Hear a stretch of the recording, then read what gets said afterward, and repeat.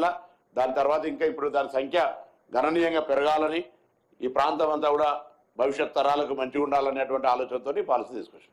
Minister గారు, ఇప్పటికే హైదరాబాద్లో ట్రాఫిక్ తోటి సతమతమవుతున్న పరిస్థితులలో మీరు 4 వీలర్స్ కూడా అన్లిమిటెడ్ అంటున్నారు. దానికి ఏమైనా సింగిల్ డ్రైవింగ్ విధానాన్ని ఏమైనా దాని మీద ఏమైనా పాలసీ తీసుకొచ్చే అవకాశాలు ఏమైనా ఉన్నాయా? అది పాలసీకి సంబంధించి ఇప్పుడు ట్రాఫిక్ను కంట్రోల్ చేయడం, దాని పొల్యూషన్ కంటే ఎక్కువ మీరు చెప్పే పాయింట్ ట్రాఫిక్ను స్ట్రీమ్లైన్ చేయడానికి వితిన్ 1 వీక్ 10 డేస్ లోపల హైదరాబాద్ సంబంధించిన traffic police, transport department, GHMC, HMDA అందరం కలిపి ఒక జాయింట్ మీటింగ్ ఆర్గనైజ్ చేయబోతాను. అప్పుడు ఒక అవుట్పుట్ ఇస్తాం. సార్, ఒకటి ఇప్పుడు కార్డ్స్, డ్రైవింగ్ లైసెన్స్ కానీ బండి వెహికల్స్ రిజిస్ట్రేషన్ కానీ ఆ కార్డ్స్ రావట్లేదు, అక్కడ అవినీతి జరుగుతుందనేసి ఆరోపణలు ఉన్నాయి. ఇది సెంట్రలైజేషన్ ఏమైనా చేస్తారా ఆధార్ కార్డ్ టైప్లో? దానికి కూడా ఇప్పుడు కార్డు కాడ, ప్రింటింగ్ కాడ, పోస్ట్ కాడ రకరకాలుగా వ్యవస్థ ఉంది. దానికి సంబంధించి కూడా మేము 4 రాష్ట్రాలు మా టీమ్స్ వెళ్ళి స్టడీ చేసి వచ్చినాయి. కొంత ప్రాసెస్లో ఉంది. తొందరలో దానిపైన నిర్ణయం తీసుకుంటాం. సెంట్రలైజ్ చేయాలనే ఆలోచన ఉంది. దానికి కూడా కొన్ని హర్డిల్స్ ఉన్నాయి. అది చేయాలా, ఎట్లా చేస్తాం అనేటువంటి ఒపీనియన్స్ డిపార్ట్మెంట్లో సీనియర్ అందరూ కూడా పనిచేస్తున్నటువంటి డిటీస్, జాయింట్ కలర్ జేటీస్ అందరూ వాళ్ళతో ఉన్నారు. ఇది పబ్లిక్ డిపార్ట్మెంటల్ కూడా సక్సెస్ఫుల్ కావాలి, కన్జ్యూమర్ కూడా ఉపయోగపడాలి, కార్డు కూడా మంచి శాంటిటీగా ఉండాలి, ఎక్కడ కూడా ఇబ్బంది లేకుండా ట్రాన్స్పరెన్స్ నడవాలి, ట్రాన్స్పరెంట్గా అనే దాని మీద మా ఆలోచన. ఇప్పుడు ప్రమోషన్స్ లేవు అనేసి చాలా ఉద్యోగులలో ఉన్నది. మాకు ప్రమోషన్స్ ఏమన్నా ఎప్పటి వరకు కంప్లీట్ చేయగలుగుతారు? స్మాల్ యాక్చువల్గా departmental with in family issue. మాకు ట్రాన్స్పోర్ట్ కమిషనర్ గారు ఈ మధ్య కొంత మార్పు చేర్పుల వల్ల పాపం మా నీలంబర్తి గారు జిహెచ్ఎంసీ పోవడం, ఎలక్షన్ కమిషనర్గా పోవడంతో ఆ ప్రాసెస్ అయింది. ఇప్పుడు కొత్తగా మాకు సురేంద్రమోహన్ గారు కమిషనర్గా వచ్చినారు. దాని తర్వాత ఫైల్ ఉంది. మేము ఎవరి ట్రాన్స్పోర్టర్లకు ప్రమోషన్లకు వ్యతిరేక డిపిసి ప్రకారంగా ఎవరికైతే అర్హత రావాలో, గ్యాప్ ఉన్నాయి, జాప్యం ఉన్నాయి కూడా అన్నీ క్లియర్ చేస్తాం. అది వాళ్ళకు అసోసియేషన్ కానీ మిగతా ఉద్యోగస్తులందరికీ తెలుసు. We are very much positive.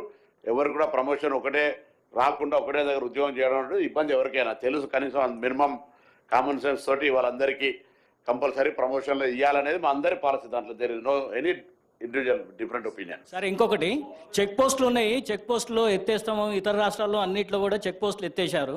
మరి మన రాష్ట్రంలో కొనసాగిస్తారా, ఎత్తేస్తారా? చర్చ జరుగుతుంది. దాని మీద తొందరలో నిర్ణయం చెప్తాం.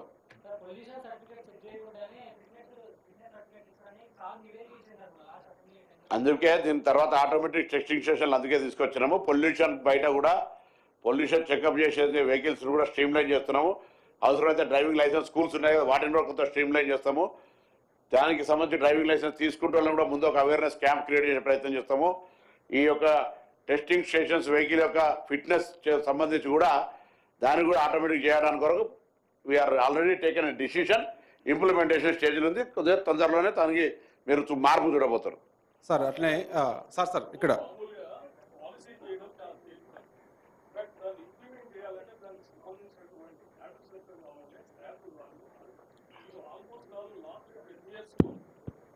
సుమారు 32 ప్లేసెస్ వల్ల డిటిఓలు అని చెప్పేసి ఇల్లీగల్గా జీవో లేదు, చట్టబద్ధత లేదు, ఏది లేదు, ఇష్టానుసారం నెక్స్ట్ పాయింట్ అని చెప్తాం. ఆ పద్ధతిగా ఆ పాయింట్. సో పాపాల సమయం పుణ్యాల సమయం వచ్చింది. ఇప్పుడు ఎందుకు వాళ్ళ పాపాల గురించి మాట్లాడుకుంటారు. కానీ జనరల్గా మీకు ఒక మాట చెప్తానా, ఈ ప్రశ్న ఒక 1.5 year కింద అడిగితే బాగుంది. ఇప్పుడు అటువంటి దానికి అటువంటి అవకాశం కానీ ఏమీ లేదు.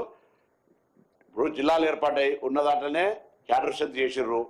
దానికి అనుగుణంగా మొన్ననే 46 మందో 56 మందినో కానిస్టేబుల్ రిక్రూట్మెంట్ జరిగింది.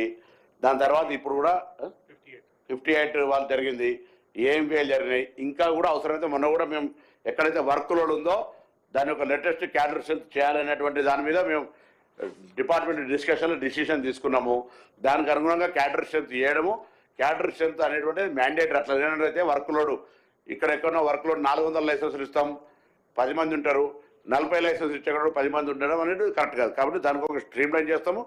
చేసి దానికి అనుగుణంగా ఎక్కడ వర్క్ లోడ్ ఉందో దాని ప్రకారంగా క్యాడర్ స్ట్రెంత్ చేసి అవసరమైతే కొత్త రిక్రూట్మెంట్ చేసుకొని కూడా స్ట్రెంథెన్ చేస్తాం డిపార్ట్మెంట్. మినిస్టర్ గారు, ఇప్పుడు నాట్ ఓన్లీ స్టాఫ్, మేము కంప్యూటరైజేషన్ సంబంధించి కూడా మొత్తం డిపార్ట్మెంట్ కొత్త భవనాలు కట్టాలి, లేదా అందరికీ సంబంధించిన మేము చెప్తే వెహికల్ కూడా అందరికి వెహికల్, ప్రతి ఆఫీసర్ డిటిఓకు వెహికల్ ఉండాలి. ఇట్లా రకరకాల ప్రతి ఒక్క వ్యవస్థను కూడా తీసుకొచ్చే విధంగా చర్యలు తీసుకుంటాం. మినిస్టర్ గారు, ఇప్పుడు ఈ కన్జ్యూమర్ అవేర్నెస్ చాలా పెరిగిపోయింది ఈవీ వెహికల్స్ పైన. ఎట్ ద సేమ్ టైం ఇది సప్లై చైన్ మిస్ మ్యాచ్ వచ్చింది, అంటే మ్యానుఫ్యాక్చరింగ్ తక్కువ అయిపోయింది. This is despite government of India పాలసీలో కస్టమ్స్ డ్యూటీ 15%కి తగ్గించింది. అయినా కానీ మనము వీళ్ళని మ్యానుఫ్యాక్చరర్స్ని ప్రమోట్ చేయడానికి ఏ స్టెప్స్ తీసుకోలేదు ఈ లాస్ట్ 2-3 ఇయర్స్లో.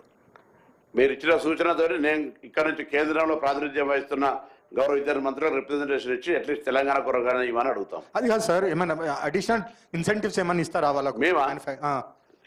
How can it possible by tax exemption ఇస్తున్నాం, రిజిస్ట్రేషన్ ఫీజు మాఫీ చేస్తున్నాం, మ్యానుఫ్యాక్చర్కి ఇచ్చే ఆ ఇంపోర్ట్ ట్యాక్స్ సెంట్రల్ గవర్నమెంట్ నా మీద ఎట్లా ఇస్తాం? వాళ్ళు ఇస్తున్నారు, వాళ్ళనే వాళ్ళు అడుగుతా అంటే నన్ను చెప్పినామని. సార్ అట్లనే ఇప్పుడు ఎలక్ట్రిక్ వాహనాలు కొనండి అని చెప్పేసి మీరు భరోసా ఇస్తున్నారు, బాగానే ఉంది. కానీ ఆ బ్యాటరీస్ నాణ్యత పైన ఎలాంటి దృష్టి సారిస్తారు? అక్కడక్కడ కొన్ని ఘటనలు చోటు చేసుకుంటున్నాయి, అవి ఒకేసారి బ్లాస్ట్ కావడం. బ్యాటరీలో చెక్ చేసేది మాకు సంబంధం లేదా? అంటే కంపెనీ ఓనర్ ఉన్నారు, ఒకవేళ అటువంటి తప్పు జరిగితే తప్పకుండా చర్యలు తీసుకుంటారు. ఇప్పుడు క్వాలిటీ ఆఫ్ ప్రొడక్షన్ అనేది దాని వెహికల్ ఓనర్ బాధ్యత, వెహికల్ ప్రొడక్షన్ చేసే వాళ్ళ కంపెనీ బాధ్యత. అన్ని బ్రాండ్స్ ఇవాళ నేను నా వస్తువు ఒక పెళ్లికి వస్తుంటే బెంజ్ కూడా ఎలక్ట్రికల్ వెహికల్ నెంబర్తో కనబడదు. సో అన్ని బ్రాండ్స్ ఇవాళ ఎలక్ట్రికల్ వెహికల్స్కి వస్తూ ఉన్నాయి. అంత కనీస రక్షణ. ఇప్పుడు ఎక్కడో ఒక్కటి ప్రమాదం జరిగితే లక్షల మంది విమానాలు 100,000 జరుగుతాయి. ఒక ప్రమాదం జరిగితే మనం విమాన ప్రమాదం భయం ఉంటాయి అనుకుంటే రైల్వేలు ఏం జరుగుతాయి. ఎలక్ట్రిక్ వెహికల్లో కూడా ఎక్కడో ఒక కాడ ఏదైనా ఇబ్బందితోటో వేడితోటో ఇతరత్ర కొన్ని ఫెయిల్ అయ్యి ఇది సాంకేతిక సమస్య జరిగితే దాన్ని మొత్తం మనం ఇది ప్రజల మధ్యలో అపోహ సృష్టించేదద్దు. దీనివల్ల ఏ కంపెనీ బ్రాండెడ్ కావచ్చు, దానికి సంబంధించినటువంటి మీరంతా కొనుక్కోని సందర్భంలో మీరు నేను అందుకే అన్నా కదా, ఏ బండి కొనుక్కుంటారనేది మాకు సంబంధం లే. బండికి సంబంధించిన నాణ్యత మీ ఇష్టం. ఎలక్ట్రికల్ బండి కొనుక్కుంటే చాలు, మేము ట్యాక్స్ ఎగ్జెంప్షన్ రిజిస్ట్రేషన్ ఫ్రీ ఇస్తాం. That is our duty, right? School buses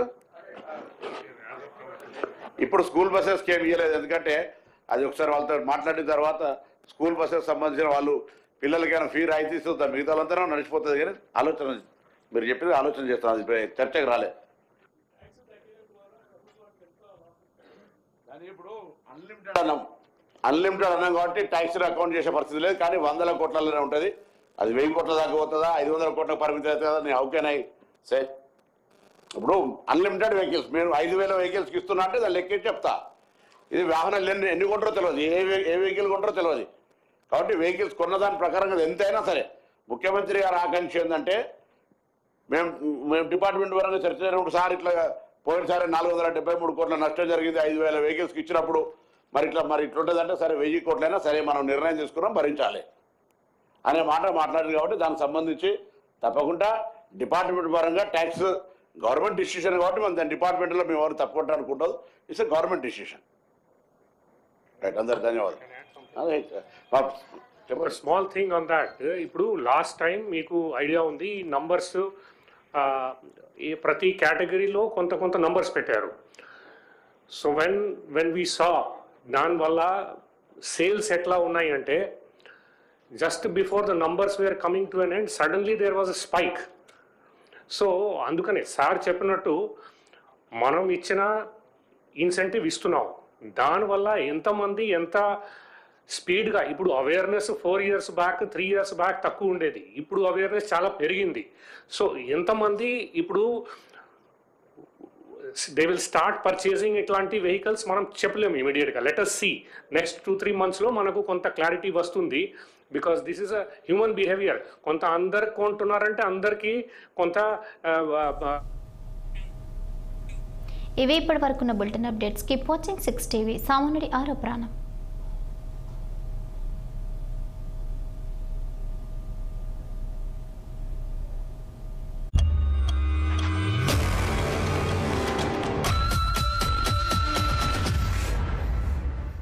hi hello, welcome to 6 TV. నేను విరచన.